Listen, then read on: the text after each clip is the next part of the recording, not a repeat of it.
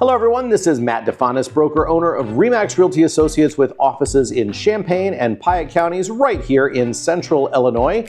Today, I am coming to you from atop a ladder right next to the butt end of one of my garage door openers in my own garage. And the reason I'm reporting from this specific and unusual location is because I want to highlight an often overlooked yet ubiquitous security vulnerability that particularly affects people whose homes are changing hands, which is to say my clients when I'm dealing with them at the time of purchase or sale. So most garage door openers, anytime in the last 30 or so years, have relatively sophisticated digital security mechanisms built into them to ensure that only garage door openers that have been specifically digitally authenticated to that specific garage door opener unit will open the door. That's great. However, when you purchase a home, you have no idea how many garage door remote controls that have already been paired to that unit are floating around. It's extremely common that people lose them over the years, and so they don't have all of the remotes, or they've bought new universal ones to replace the ones they've lost, and they're handing the new universal ones across the table at closing. The reason that the ones may be lost is because the house sitter from 3 years ago or that person's boyfriend or girlfriend may now have that remote control floating around in the door pocket of their car that would still open the garage door on your new home. The other feature that's become very common across a wide range of cars in the United States is a feature called HomeLink. That's a particular branded product that is included in a lot of modern cars, where it will learn the remote control signal and also mean that any number of cars could be pre-programmed with your specific garage door opener's security code.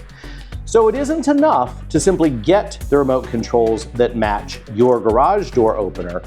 The way to avoid having other people with other devices floating around that are already digitally authenticated to your garage door opener is to take one easy step to reset all of them, to blank all of them out so your garage door opener will only have eyes for you and your specifically designated remote controls. So we'll take a quick look at this particular unit. Each model varies a little bit, but as I said, ever since around 2000, they've all more or less operated the same way. Virtually all of these will have an electronic learn button, and once you hit the learn button, the device will then learn whatever compatible remote control emits a signal really close to it in the following 10 seconds or so. That's usually all there is to it. If you buy a universal remote control, you may have to do several additional button presses to put that remote control into a mode specifically matched to the brand of your opener unit itself.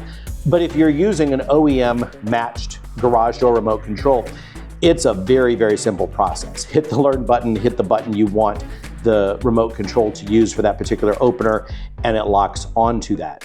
Then in turn, if you do have HomeLink in your car, you'll take that remote control and that signal from the remote control gets learned by your car.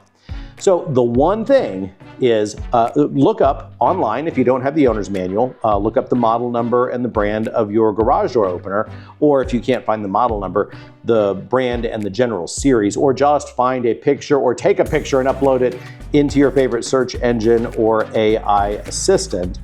And then you can find out what the instructions are, not just for programming a new remote control, but for erasing all previously programmed remote controls.